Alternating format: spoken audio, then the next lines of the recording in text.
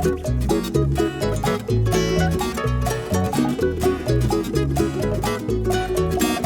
everybody, you're listening to the Hisessions Hawaii podcast where we talk about everything local and beyond. I'm John Yamasato, your host. Man, we're not even like 10 seconds in this thing. And joining me today is Devon Nekoba. What's up? Kyle couldn't make it, and we're shooting on an off day anyway, so it's okay. No problem. Say hello, Kyle. Don't think there's anything nefarious happening because Kyle is not here. Yeah. Because see, we left the mic like he's actually here, but he's not here. Yeah.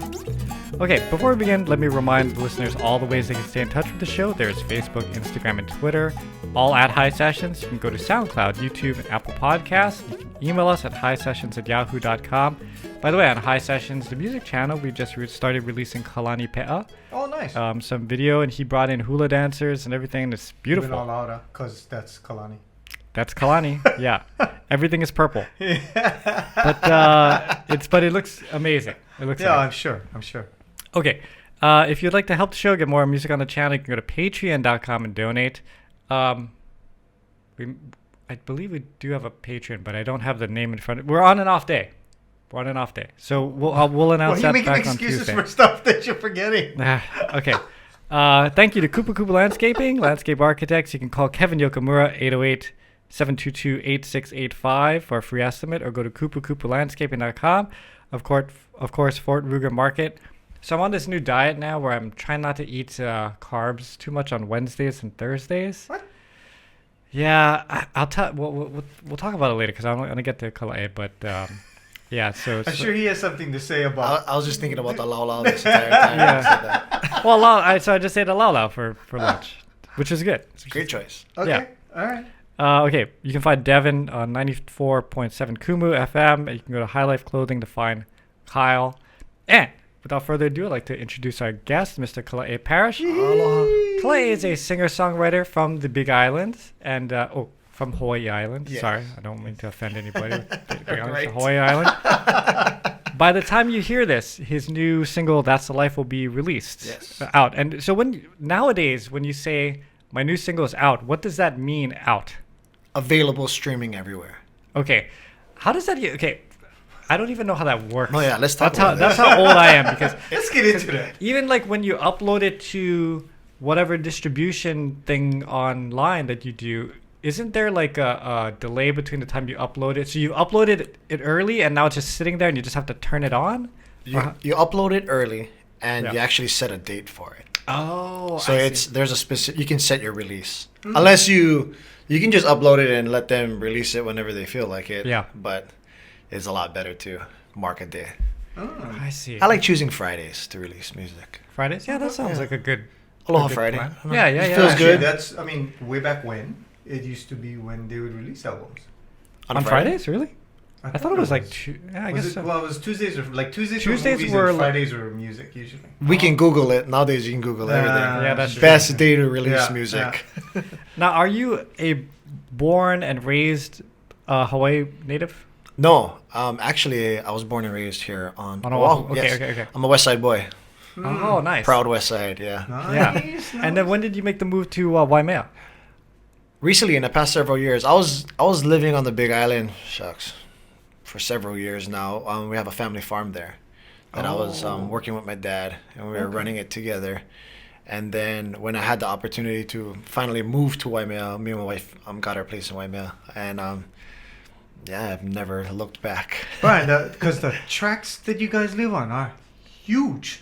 Oh yeah. My friend, actually, you then moved there. Oh, yeah. Oh yeah. And then my classmate Raymond Mook, he lives. That's right. Over Yes. there. Yeah. And like they're showing me, he's like, "Oh yeah, bro, my land from there to there." And I'm like, "Bro, it's insane. It's beautiful. Waimea was my dream. I've always wanted to be there. I have a lot of family there. It's a beautiful place. It is. I wake up every day with a smile on my face. Okay, well, You know. we do have some listeners that aren't located here in Hawaii, so let's explain where Waimea is. So this is Big Island of Hawaii. So North. it is north, Big Island, kind of in the middle-ish. Yeah, Right? kind of sort of. It's not as far as Kohala. It is like right before. It's like in between Mauna Kea and the Kohala mountain range. It's right It's a little small town tucked in there, and it is elevated there. So if you do want to live there, you do need to bring a jacket. Yes, Yeah. it's cold. It can get to like 30 degrees up there. Yeah. Do you guys, because the two mountain ranges do you guys get like a wind tunnel effect? Oh, okay. So it does get kind of windy out there. Yeah. So you do need trees for windbreak. Oh wow. Okay, that's interesting. I did a show for HTY, and we did a tour. Part of the tour was, okay, we're gonna go Waimea, we're gonna be at the theater. Like, okay, right on. We did shows at, I don't know, 7:30, 8 o'clock in the morning for the kids from the school. Bruh, you see your breath had frost on the windows. We were like, what the hell are we doing over here? And the costume I had was short sleeve shirt and pants. And those little Chinese shoes that have no like, and I went, and I grew up Big Island, so I know what Waimea is like. Yeah. So I was like, seriously, this is where, okay, right on, and we're just freezing our asses off. It's cold. But it's nice racing cold. It's nice, and it gets warm fairly quickly. Yeah. By like 8 o'clock, it's warm. Yeah. Typically. But that early morning, bro. Oof, I live for it. You sleep so good. Yeah, it's true. Yeah. Oh man, I have the best. No sleep. AC. Yeah, I'm kind of grouchy when I have to like sleep on a wall, and I'm born and raised here too, right? But like every time I sleep here now, I'm just I can't wait to go back home. It's so hot here. Plus, I mean, because West Side is so hot, bro. Oh yeah, right. You know, rain. It's just hot. It's like I'm everybody all angry down that side. I can see that because I'm from there. That's why I'm a happier person now. Okay, so you're out on the west side, but then how did this? Okay, so you have a family farm, so that's how you got interested in the farming, and then the Paniolo lifestyle, and then we're gonna get to the country music and stuff. Yeah. Okay, so when did the family farm start? Oh, my grandpa started that in the 60s. Oh, I see. So your dad was the one who moved to Oahu, and then no, he just always used to fly up and help my grandpa when my grandpa was alive. Yeah, always used to fly up and help him. So my grandpa was a police officer, retired major from the Honolulu Police Department, and that was his like retirement. So he bought it in the 60s, the land in the 60s. Yeah. And then over the years, you develop and then you just start. Wow, man. Farming, yeah. That was, I think when you're in the police department, you kind of want a stress reliever. Yeah, sure. So where can I go where there's not many people and so shouldn't have crime? Exactly. He's trying to get away from people. And so like when we were kids, we used to have to go up and help all the time. Wow. Especially when my grandpa passed away, my dad ran it. He took it over, so we would always fly up with him. He'd bring us up and would have to work. Boy, over there, you see a big pile. We'll take care of that. But I miss that. And it's cool, too, because on my mom's side of the family, my grandpa was a pig farmer. You're kidding me? Oh.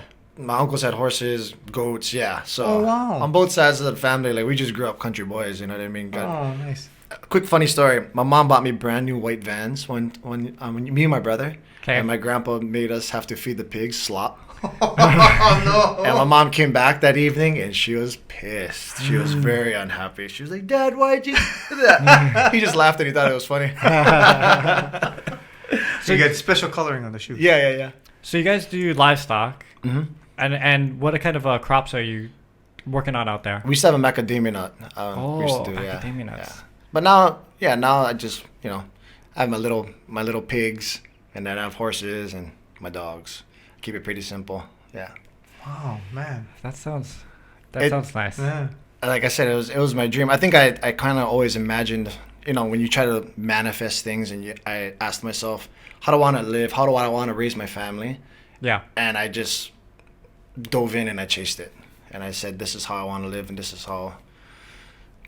I told my wife before we got married, I was like, if you're not into this, you're choosing the wrong guy. I'm telling you now. And we actually gotta get into that because your wife is somebody that a lot of people know as well. I mean, she's been in the public eye since she was born. Oh yeah, pretty much. Yeah, her whole life. She's sung about her and everything. That'd be Kalina Koo.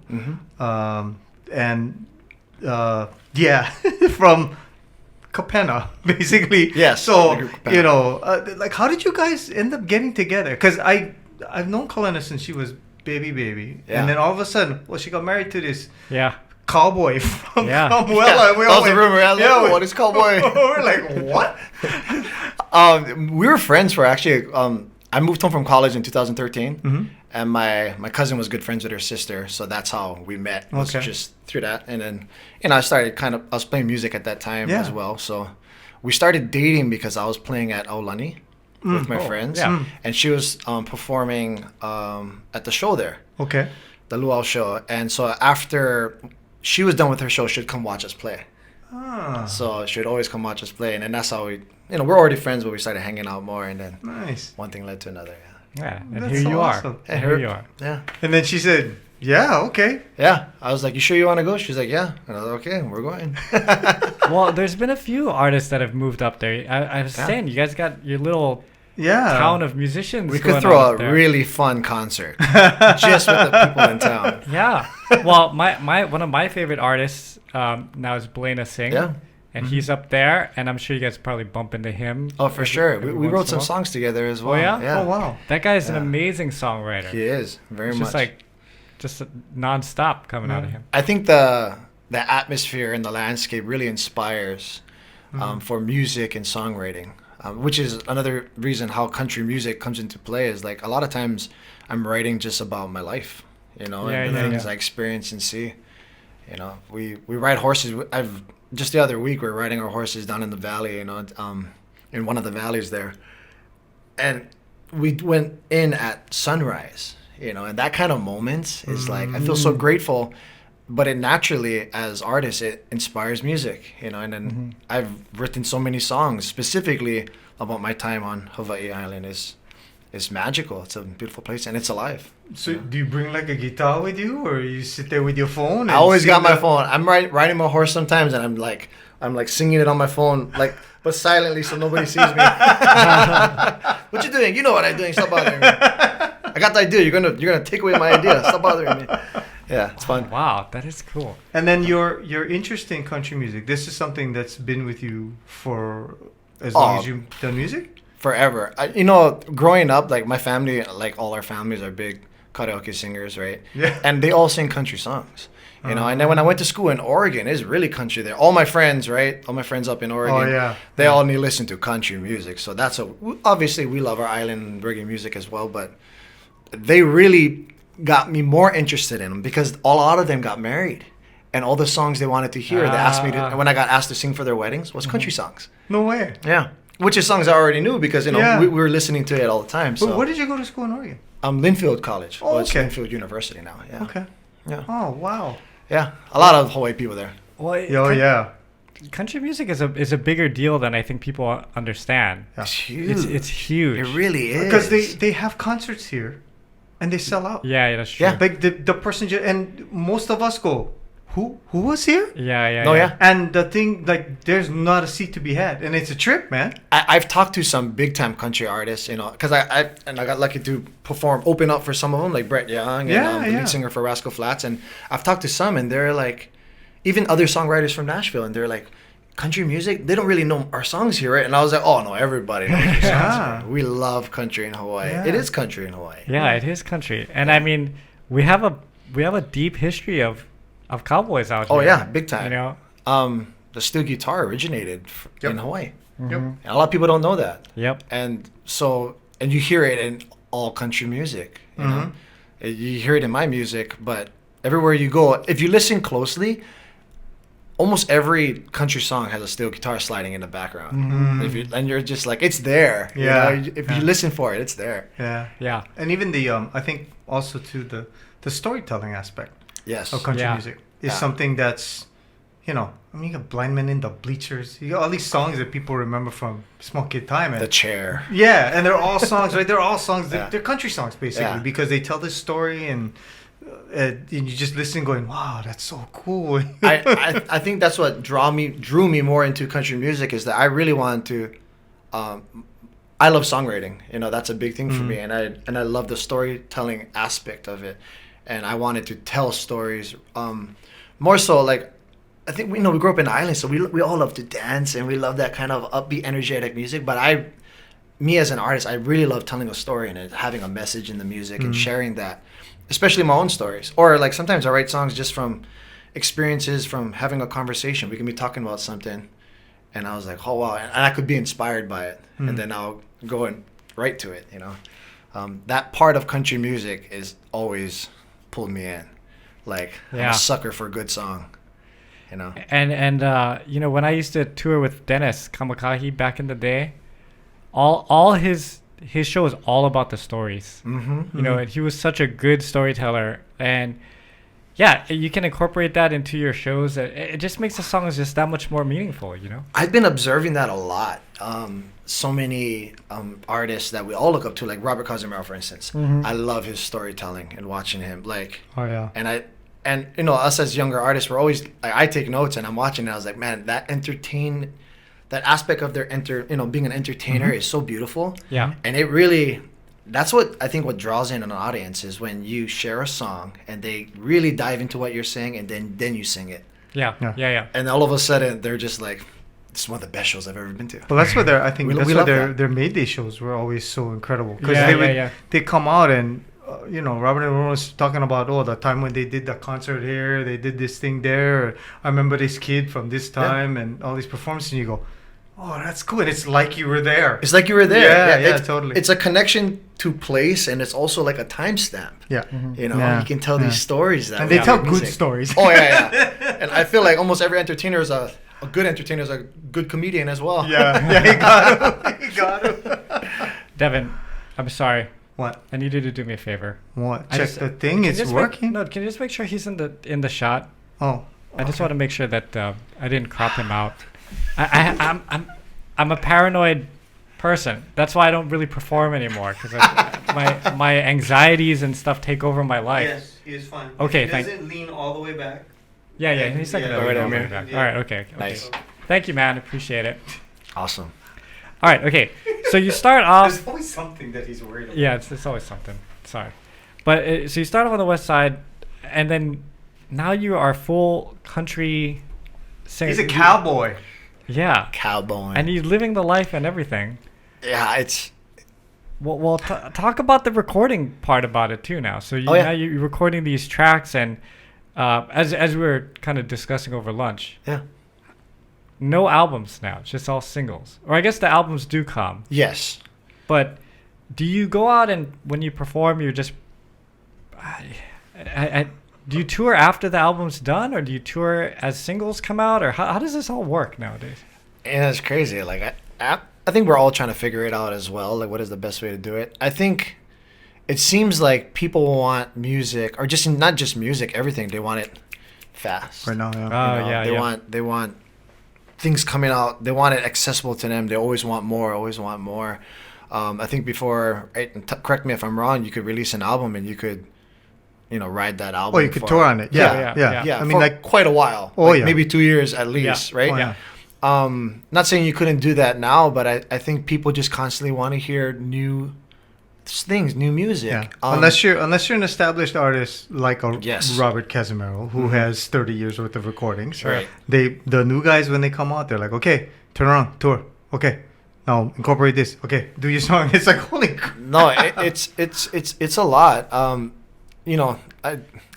write most of the songs I write is actually all my songs is I wrote myself or I co-write with people. So there's always music, right? It's just a matter of recording it. A lot of the recordings I fly back over to Oahu or wherever. It doesn't matter where I record, and to track a lot of my music. There's also places on the Big Island or Hawaii Island that I'll record as well. I think, I'm kind of addicted to it. I'm addicted to creating music from scratch.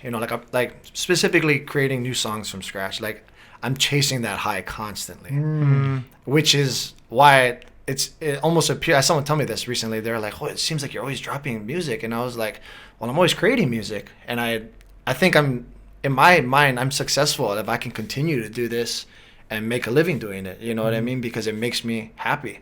I love co-writing. I love collaborating. And when you start doing that, you start just creating even more music. Because everyone has their own different take on something. So it always sounds fresh and new. And I chase that constantly. And not chasing desperately, but I chase it where I'm an addict to it. I'm an addict to creation. I'm an addict to those moments. Those moments where like there's a cool idea or a cool hook and then everyone's just like, oh, Yeah. I love those moments. I live for that.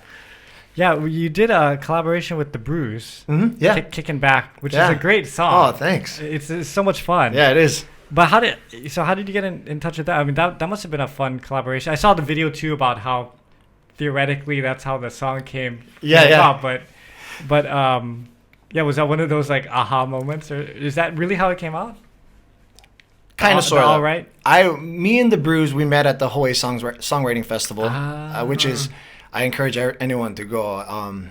Completely, it'll change your mindset a lot. And what's cool about it is we all know this, when you surround yourself with a lot of like-minded people, especially songwriters or music makers, producers, you'll naturally start to grow and elevate what you're doing. It's like being a better guitarist. You start hanging around a better guitarist who's better than you, you're going to elevate naturally because you're going to push yourself naturally.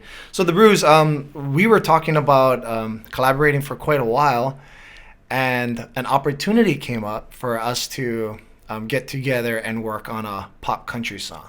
Like that was the goal. Yeah. So they're great because they write great poppy tunes. Yeah. They're good at that. And then, but they're like, we never wrote country, so that's where I come in. Because lyrically, or even the idea of it is, I naturally just write that way.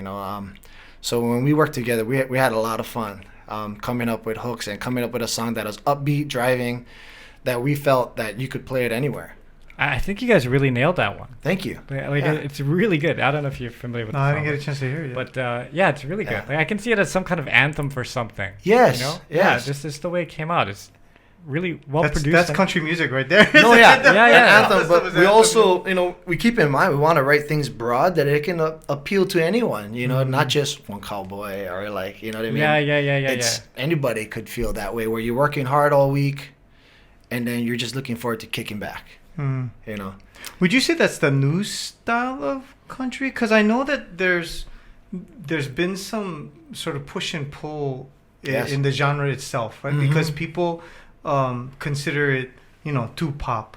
Like Taylor Swift had to specifically make an effort, a specific like a statement, move. like I am. I am not doing country now. I am just doing pop music because people are like, oh, and even they're like, pick one. Yeah, like pick one, and I was like, well, it seems to limit musicians to a certain extent to make them say, I'm country or I'm country pop or I'm like real country music. Yeah. There's a lot to say about that, because even like people were saying like country music in Hawaii, and I was like, country music's everywhere. Yeah. It's international. Yeah. And everyone has their own version of it. Like what I like to sing about is, our landscape and what we have. I'm not going to sing about an area necessarily, right, that I know nothing about. Right. I know about where I'm from and what I see and what I feel. Yeah. And in terms of pop and like traditional, I like both. Mm-hmm. And who's to say what is what? I don't really have an opinion on it because I listen to both of them. Yeah. And I think people just like what they like. Yeah. Yeah. And it can be both. It can be good both ways. Well, it's interesting because for you, like, it comes out in the music that you write and the way that you end up producing it, right? Because you could take a song that you write as a quote-unquote country song, drive it more toward that direction, and then it becomes a way more country song. Yeah. But, sometimes it'll sort of on its own move in a more pop direction, right? Totally. And that depends on who you're producing with. If like recording it here in Hawaii, working with our Hawaii producers rather than working with producers in Nashville, it'll be a totally different sound. Their take on the same song will just be different. They hear things differently, you know what I mean? The guitar players play differently. Yeah. It all depends on who's touching it, really. And they'll sway it in that direction.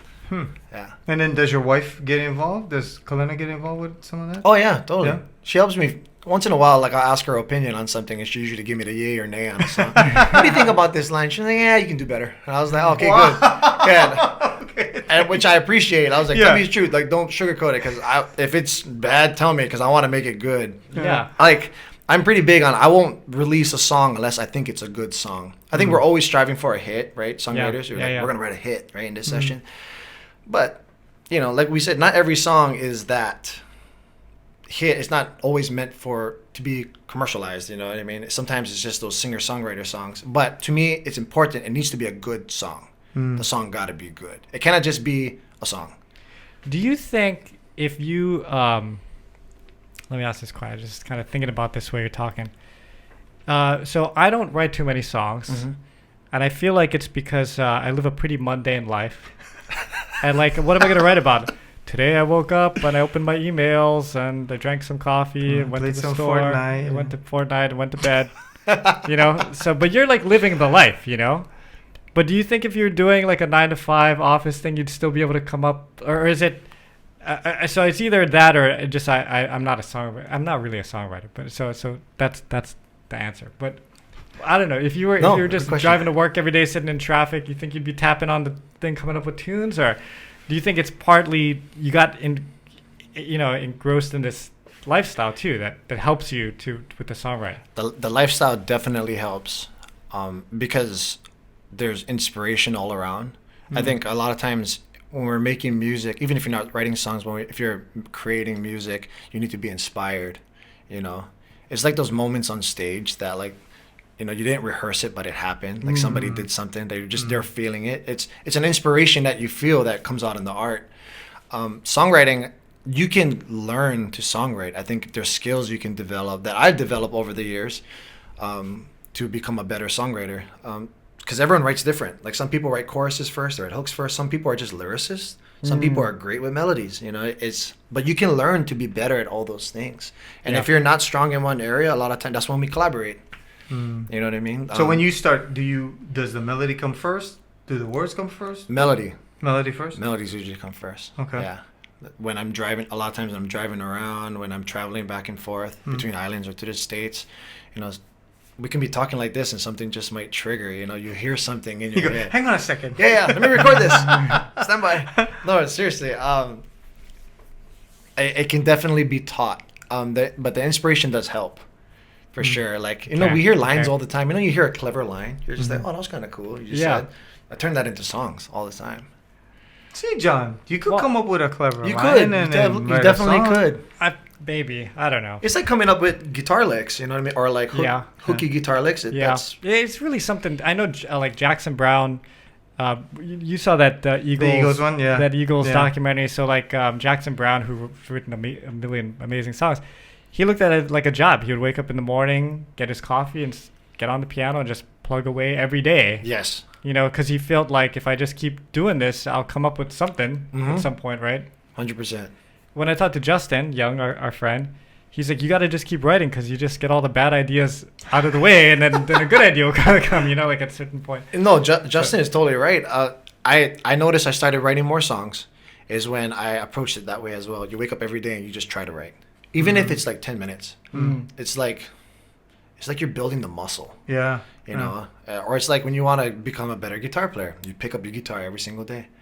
You know, songwriting is that same way. You just try. Just gotta do it. You just gotta do it. I think because it unlocks something in you when you're having to do it every day, in the sense that it opens that part of your brain or your soul or whatever that does this and says, okay, now I can feed this stuff inside, and then stuff will come out the other end, right? Because otherwise you're just sort of going about your day.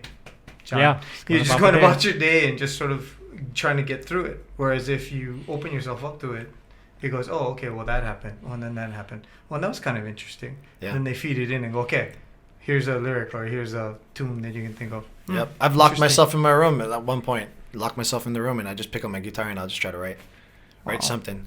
Play chords and try to come up with a melody. And you don't always fit, like, I've written songs in like 5-10 minutes. I've written songs that taken me like 2-3 years. You just never know it. But whatever I have, I just stash it away.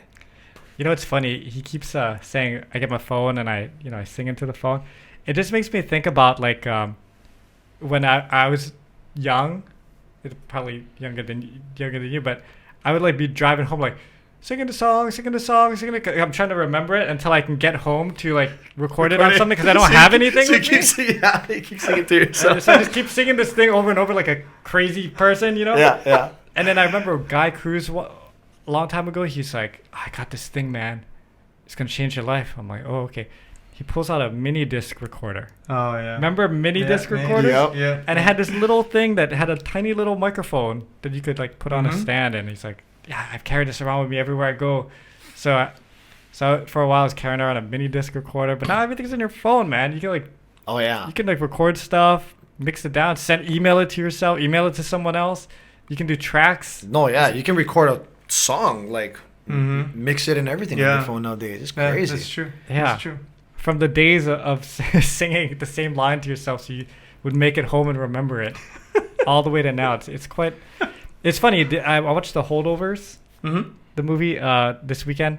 I don't know if you guys seen it. It's pretty good. Pretty John good tries movie. to watch a movie every week. Yeah, I try to watch Every it. week? Yeah, Yeah, at least it's one pretty movie good. a week. Yes, I do. You have to look for his one-word verdict, his one-word reviews, Yeah, which are Wow. actually, like a sentence and a half. but anyway, You so just push them all into one. the story is set in 1969, right, to 1970. So it's Mhm. just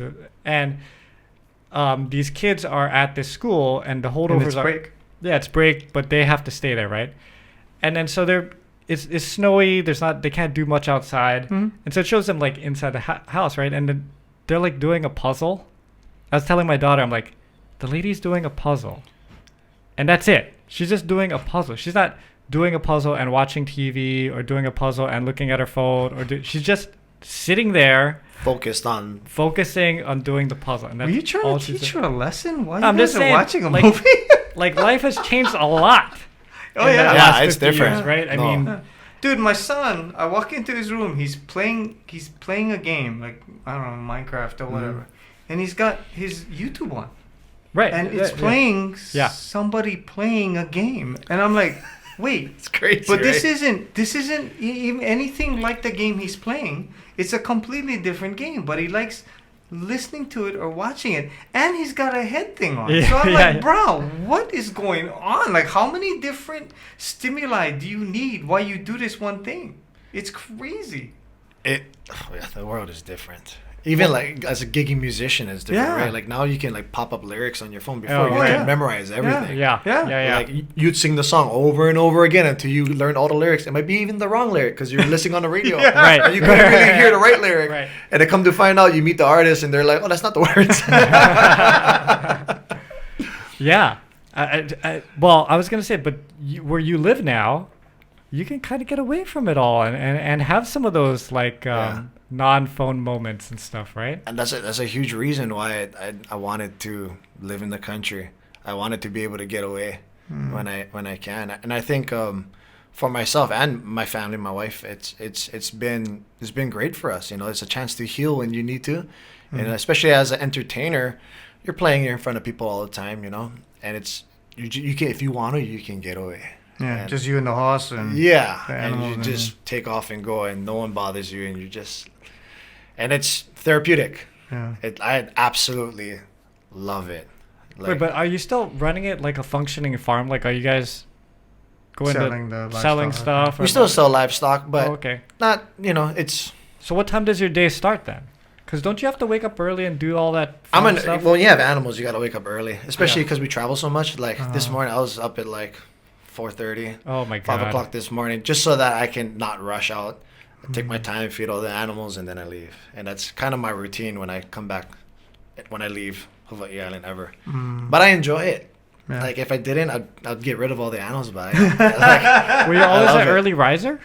no, Oh, so you had to adjust. I had to adjust. But you read all these quotes about people saying like you gotta wake up early and all this kind of stuff. You know what I mean? Like I take it to heart, and I've seen the change in my life just by waking up a little bit an hour earlier than I used to. I have this rule of mine where like if I see the sun Yeah. coming up, like I woke up too late. Wow. I gotta be up. Like Right, once you if like- the sun's you- bothering me, like if I have the window open, the sun is bothering me, I'm like, oh, bounce up, I gotta get up. Oh, so you're actually like 70. Yeah, right. Yeah. I go to McDonald's, I drink coffee. I'm eating dinner at 4 o'clock in the afternoon and going to sleep at like 6.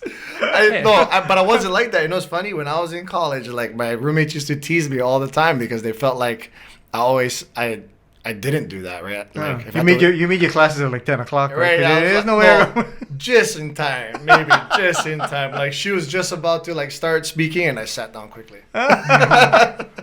Like, I'm ready.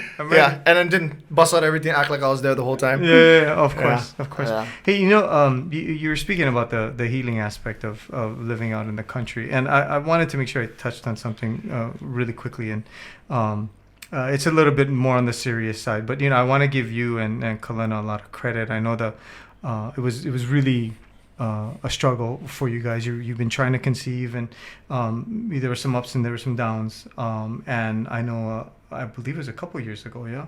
2 years ago. That you lost your baby.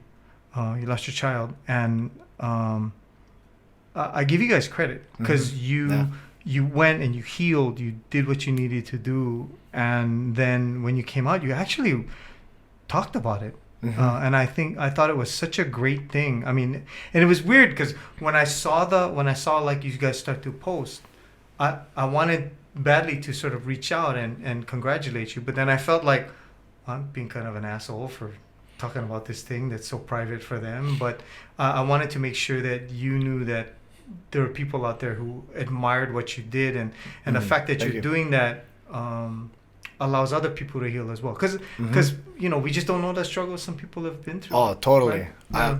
That whole experience is, if there's one thing you learn, is compassion towards people, because you never know. It makes you way more patient to a lot of people, because I know a lot of our closest friends and family, they didn't know what we were going through, and they're kind of like acting like nothing, but they didn't know that we were hurting and we were struggling. My daughter lived for 18 minutes when she was born, and like my wife had an emergency C-section, and that, I tell you, when you lose a child, it destroys you. Yeah. It'll take everything from you. And I think a lot of times we can, and I'll relate this to the music, a lot of times it's easy to go into the negative, drink your sorrows. And I told myself that I'm talking to myself. My wife was in the hospital, and it was around when they had that big COVID outbreak. Oh so my God. They kicked me out of the hospital. I was only there as long as I could be, and then they found a way to excuse me from the hospital. So while I was waiting for her, I remember I was thinking about it the whole time. I was like, you have a choice.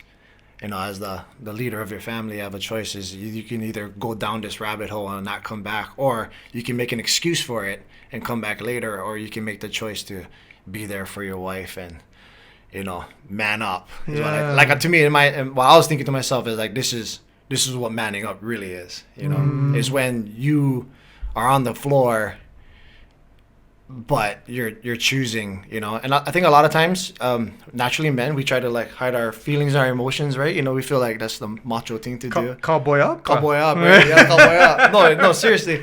And you think that, but in that moment is like, this is when you really got to do it, And I think my attention went to her, and my way of healing, not just myself, but her, was diving into music, creating music, and using like studio time as a filter, a positive filter. Because me and her talked about it, I remember, and we were like, this could go either way. Like we could easily go backwards, when you're hurt. And we tried our best to push forward and continue making music so that we could heal ourselves.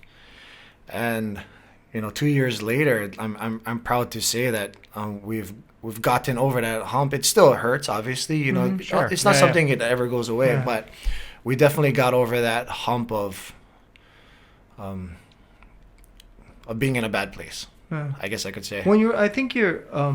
When you go through something like that too, like you said, you made the conscious choice to be stronger as a couple, because people break up over. It tears families apart easily, and I know why it does.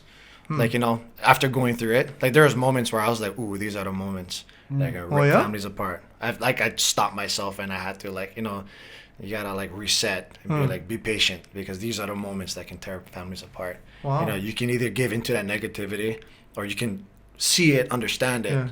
You know what I mean? And fight it. Yeah. Fight against it. That's amazing that you would be able to stop yourself and spot that, because that's not. Yeah, there's not a lot of people who do that. Self-reflection in the moment is difficult. Bro, I can't even do that. Right? I'm going to therapy, dude. I'm like, whoa, bro. No, it's hard.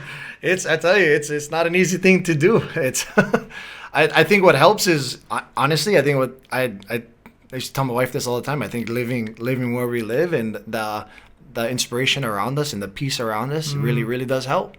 That help, and definitely staying towards the positive. If there's any type of negativity, like we learned, you have to walk away.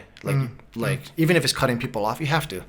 You know, at least for the time being. He's like, right now I can't deal with this right now. You know, take a step away, and we'll come back later when I'm ready. You know, which we do. Music helps, and I think sharing the story helps us. Like, I love honoring my daughter. I love saying her name, Kamakua Charlotte Parish. Kamakua. My wife said she had a dream, and in her dream, I named our baby while she was hapai at the time. Oh, wow. And she said, I was like, oh, honey, I know our baby's name, and she was like, what is the name? And she was like, she was telling me this when she woke up, she was like, oh, you said the baby's name is Kamakua, and I was like, she's like, you know what Kamakua means? And I was like, no. And then we did our research and we asked our friends. It means fearless child. Oh, wow. And I get chicken skin when I say it. I love saying her name. Cool, because I think a lot of things that hold us back in life is fear, right? You know, whenever you don't want to take the step forward, it's fear that holds you back. Whenever you're about to go on stage and you're getting nervous, really, it's fear. You know what I mean? It's all that stuff. And every single time I step on stage, every single time I'm about to make a big leap that I feel uncomfortable, I think about my daughter. I think about her name, and then I push. And my wife does the same thing every single time. When you're feeling any type of uneasiness, that fear that you don't talk about, I think about her name and it pushes me forward. And I think that's her memory is truly what brought us this far. Is always thinking about, you know, the example we want to be in, who you want to be as a human being. Right. You know what I mean? And giving that, and I you know, you take all that and then you just turn it into something positive and you share it with people. So I've written songs in the past couple of years in honor of my daughter, and I love singing it on stage. I love sharing it with people because there's, I'll say, hundreds of people reached out to us. That's awesome. It's crazy. That's awesome. And you feel for them, and some of their stories are, there's no comparison, but even more heartbreaking than what they deal with. You'd be surprised. You'd be surprised. Some people have like 5, 6 kids, you know, but you don't know the number that they lost. No. You know, and that the parents have to carry it with them. And music has that beautiful healing way of, you know what I mean, of getting to people, which is another reason why we love doing it, why you love creating and sharing it. So do you have aspirations of, you know, going and touring mainland and taking this beyond? I mean, you've done some of that already, but I mean, is it to go to Nashville more and collaborate and work up there and do that kind of stuff? Okay. I was, you know, it's funny. I was just texting one of my Nashville friends today that I've written some songs with, and we're trying to schedule me flying up there. Or we wrote a song, and he was like, "Hey, is one of us gonna sing it, or do we? You know, we want to maybe share it with someone. Maybe they'll be interested. You know, they have It's cool in the everyone we've worked with in the mainland, all our friends and collaborators. It's amazing the type of music you can create, you know, with someone outside. But everyone loves what we're doing here because there's just something about living in the islands. We just have there's a sound. It's very unique. Yes, but I would love to get up in the States and tour more and share my music and share country music, you know, our type of country. Yeah, what is it like when you stand on stage in, I don't know, Tennessee or something? And you know what I mean? And you get up there and they go, it's Kalai Parish. And they go, huh? Yeah, no. And then you start playing and you're doing Chris Stapleton, or you're doing, you know, some song, and they go, wait, what? Honestly, like that's how a lot of the friendships and relationships I've made has come from those moments. I've done songwriting rounds in Nashville where we're sitting down and everyone's gonna play country, right? We're gonna play country. So I was like, you know, I sing country music, so I'm comfortable. But everyone's like, oh, this Hawaii guy, I wonder what he's gonna come out with. I'm not gonna sing with a twang or anything. That's not who we are. So I sing, but I sing my country songs, and like literally, like the guys are like looking at me and they're just like, oh, you know what I mean? And then afterwards we talking after, it's like, hey man, I'd love to co-write, you know what I mean? I'd love to work together. Great. And that's how a lot of the relationships happen. It's just my goal when I wanted to pursue music full time. My initial goal was just to be respected in Hawaii. I wanted to be able to walk in a room and everyone to look at me and be like, oh, that's Kalai Parish. He's a good songwriter. He's a great artist. Yeah. And that's all I was going for. You know, I wasn't even thinking about fans or like shows. I just wanted to be able to like sit in a room with people I respected and be able to perform with them. That's all I wanted. And then everything else, like with good intentions, like things just start coming out.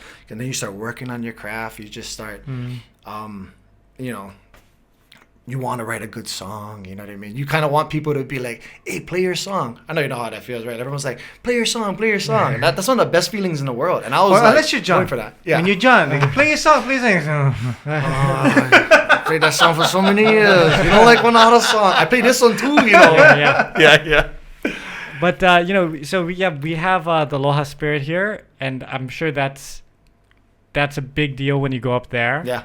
They do have something called Southern Hospitality there that is pretty nice too. I mean, I've been through Texas doing shows and stuff, and they treat people pretty nice over there. Yeah, they do. It feels similar. Yeah. Yeah. You're like, oh, this is nice. This feels. It's like malasadas. You know, they have like the cinnamon one, and we got the sugar coat. You know, I feel like ours. I did not think you were gonna go there. You know, okay, or whatever. All right. Different flavor, but but it's similar, you know. It's both sugary sweet and nice. and it's all good. Yeah, it's all good. Yeah. It all tastes good. Well, let's see. Devin is not going to let you out of here without a sample. So why don't you grab your guitar? Because I know Devin has a heart out too. He's got to leave in a couple minutes. Wait, I want to ask about one particular song, and we talked about it actually because when I saw him. It was you and Kalena playing at something. It was at Ala Moana, and I see him get up with his hat, right? Yep. And then they start, and I know Kalena from playing in Kapena. Yep. Yeah. And so I was like, what's happening? And all of a sudden they start doing country music, and I thought, okay, the country, not going to not a country song. Oh, okay, now this is a country song he wrote. Okay. Well, and I went, wow, no, he's just doing country music. Yeah. That's all this is. And I was like, this sounds really cool. I mean, and I really enjoyed it. But when I grabbed I pulled your album on iTunes, and I was like, oh, okay, that's cool. And there was a song off your debut album. Well, not debut, but I think it was Where I Reside. Yeah. And it was After the Noon. After the Noon. And I talked to you a little bit about it, but I wanted to delve more into that song because that song was written by you. Mm-hmm. And it's unlike anything that I'd heard you do. Yeah. And it was fantastic because I don't know if you ever heard that song before, but it's like a song from Kalapana or C&K or you know what I mean? It's got that feel. So I heard it and went, where the heck did this thing come from? 100%. That's what I was going for. Is that what you were going for? Mm-hmm. One of the biggest compliments I got on that song. Ooh, and I get to say this on a podcast. Michael Paulo played the saxophone on that track. Oh. Whoa. Yeah, and you can tell. Like when I tell everybody it's Michael Paulo, they're like, oh yeah, that totally sounds like Michael Paulo. He just crushes it. I stayed up till 1 o'clock in the morning and I waited for him to get done in the studio. He had a rehearsal with Michael Grande guys. Okay. They're at the studio. And he agreed to play on my track. And I recorded that with Mikey and Sean.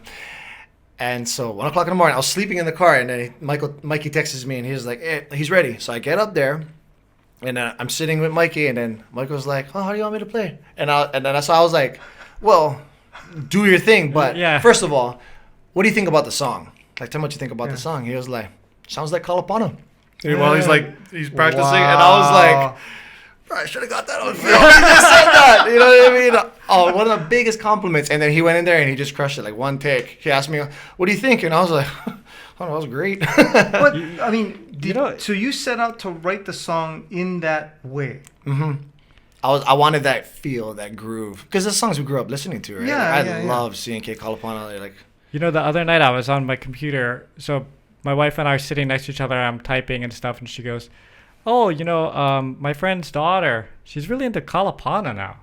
I'm like, wow. Crazy, right? She's 18 years old. But you know what that tells you? But still listening to Kalapana. Good music. Yeah, good music. And I think that's what I'm striving for, is just good music. Yeah. Sorry, I'm going to play a little bit of it just so you can hear.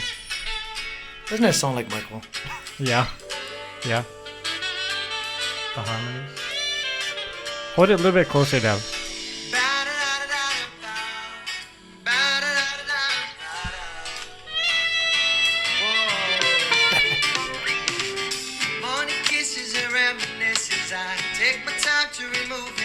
Right? Yeah. I mean, just beautiful you. stuff, man. You No, could do a thank whole you. album like that, Yeah. and people would be like, "Whoa, Yeah. That would be nice. We need So more I mean, of that if you kind of music. ever decide, I'm just saying, like the country thing is awesome, and this Totally. of course has country feel to it as Yeah, well. yeah. But if you ever decided to say, you know what, I'm going to straight up do something that's in honor of Mhm. these guys that I grew up listening to, the CNKs and the Kalapanas, brah, you're like you're mahalo. so keyed into Thank it. you. It's No. fantastic. I got to perform at Kalapana recently, and they let me choose the song. They was Uh. like, "We'll put you up for a song at the Blue Note." I did one at the Maui benefit at the Mac too, Uh-huh. and he was like, "Choose a song," and I was Oh. like, "Ooh, you get to let me choose." So he was like, "Yeah, I'm curious what you're gonna choose," and I was like, "Ooh, The Hurt." Yeah, Yeah. oh yeah. I was like, I got to sing The Hurt with one of my favorite bands. It was Oh, that's the amazing. dream right there, man. Yeah, Yeah. That is Amazing. awesome. That's amazing stuff. yeah. Okay, So, thank okay, you. go grab your guitar Yeah. real quick. In the meantime, I will publicize myself. Mm. By Ooh. the time you hear this, if you're free on February 4th, that's this coming Sunday, Okay. I'll be at the Hinana Bar at the Old Hawaii Prince, or Prince Waikiki now, I think it's called. Okay. Hinano Bar. Where's that? Hinana Bar. It's that outside bar where Justin plays all the time. Like, Oh, okay. Yeah. Oh, upstairs. Oh, okay. yeah. So I'll either be on that stage. Is If it it's you and raining, Herb? yeah, Herb and I. Oh, okay. If it's raining, we'll be underneath cover somewhere. Yeah, because Herb's not going to play in the rain. No, definitely not.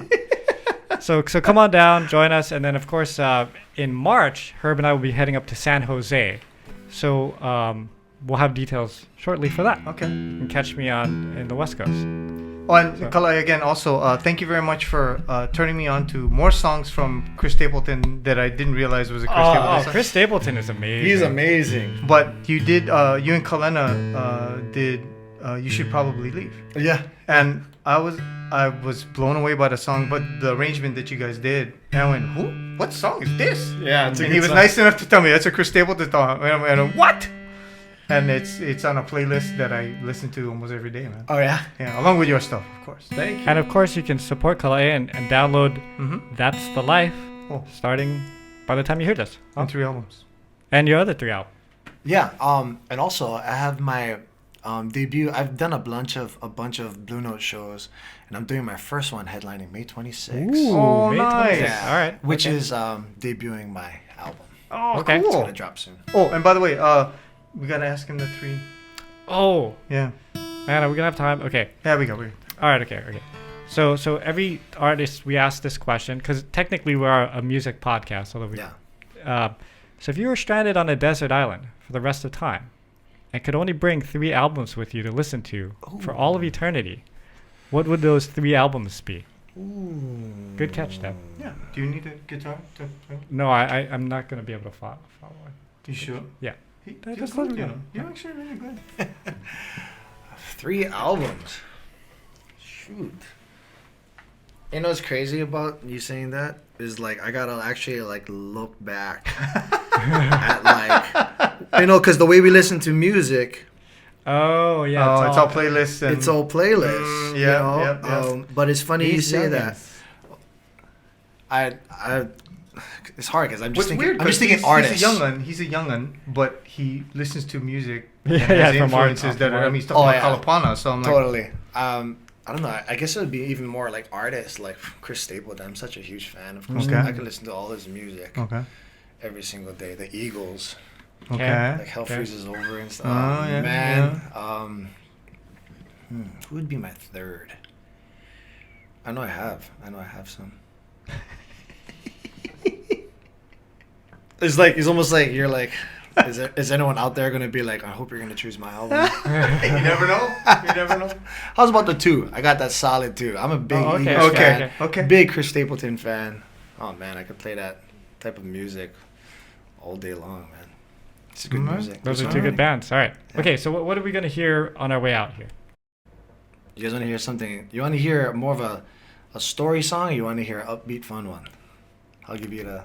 Oh, I have 2 in mind that I was thinking of, oh, okay.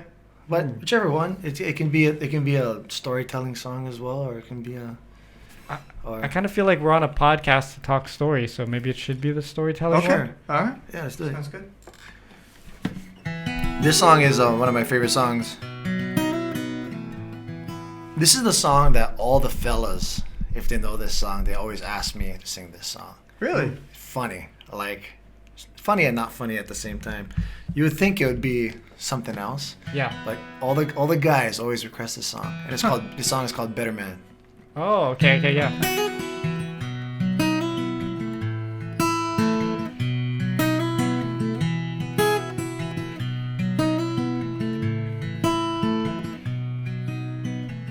They said we too young to even know, two caterpillars on a wage low. But I don't care either way, a life with you was a sure thing. I'll tell your daddy right to his eyes, your little girl, I'ma make her mine. I'll only ask once and never twice. Maybe you can give me some advice, 'cause I know that I don't know everything, but I know those hard times will make a better man of me.